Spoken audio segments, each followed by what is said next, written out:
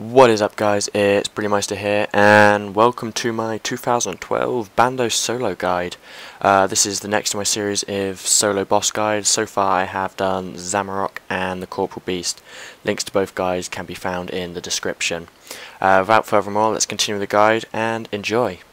Firstly, we move on to some general stats about the boss. Boss obviously is called General Godor, was released along with all the other God Wars bosses on the 28th of August 2007, combat level of 624, which is the second highest in God Wars if you don't include Nex. Has 2,540 life points, attacks with melee and ranged, has a max hit of 610 and 355 with range. It's weak to slabs, the CLS is always a good choice, and its top drops are BCP, Bandos Tassets, and the Hilt. Okay, and now we're on to the recommended stats for killing the boss. You can kill the boss with lower stats than this, however having this or higher will make it substantially easier. 90 plus attack, 90 plus strength, 90 plus defense, 67 summoning, and 70 prayer. As I said like a second ago, you can do it with lower, however I don't advise it as it's not going to be efficient or like money effective. So you're better off getting these stats and then going. Here we have some useful skills and items that will greatly help you in staying longer, getting more kills per hour, etc. 95 prayer and curse is activated, obviously gives you more defense and offense via turmoil, and the added hit points of soul split that you're going to get from killing the minions just helps your trip overall last longer. 96 herblore and overloads also, that allows you access to using Saradomin brews as a type of food, which allows you to pack more hit points worth of food in your inventory. And obviously Yak and Unicorn, they are obviously Unicorn's healing, so heals you so you get more life points, and Yak you can fit almost twice as much as a tortoise in, so therefore that'll help you increase your trip length that way. Okay, and now we're going to move on to what kind of gear you actually need for killing the boss. This is the low level gear I recommend. I wouldn't really go for any worse gear than this. However, if you really want to and you're using a Bandos Godsword, you can sub out the Bandos Tassets for a Varric plate skirt. It gives a little more defense, but it doesn't give the offense bonus and is altogether a worse off choice. So the setup is Helm of Nezinot, Amulet of Glory, which can be upgraded to a Fury, Fire Cape or Soul Wars Cape.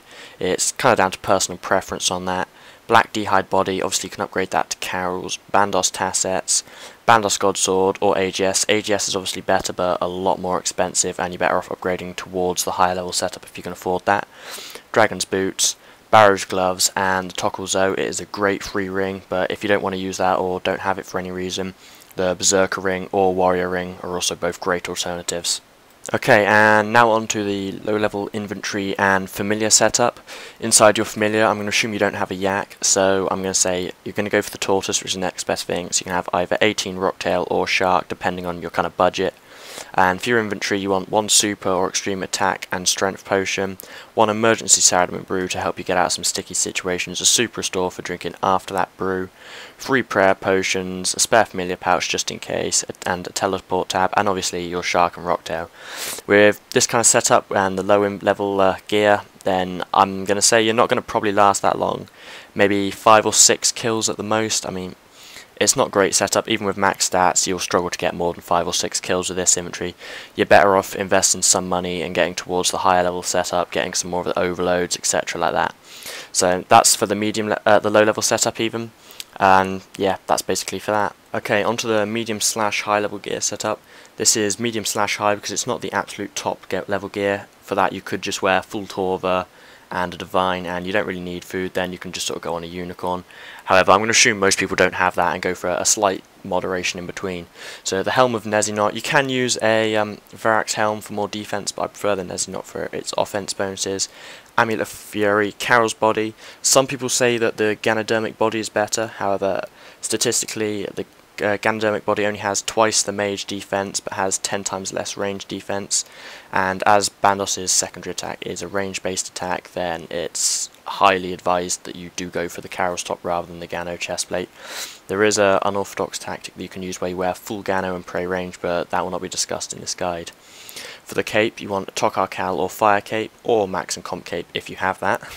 Bandos Tassets, obviously Torva Plate Legs is an upgrade. Chaotic Rapier or CLS, they're both pretty equal. You could always use a Maul also if you wanted. Dragon Defender, I prefer to use that than a DFS just because it speeds up your kills per hour, and you might last slightly less time but you'll get more kills in that time. if you have the money, get a Divine or an Elysian. They will definitely help you.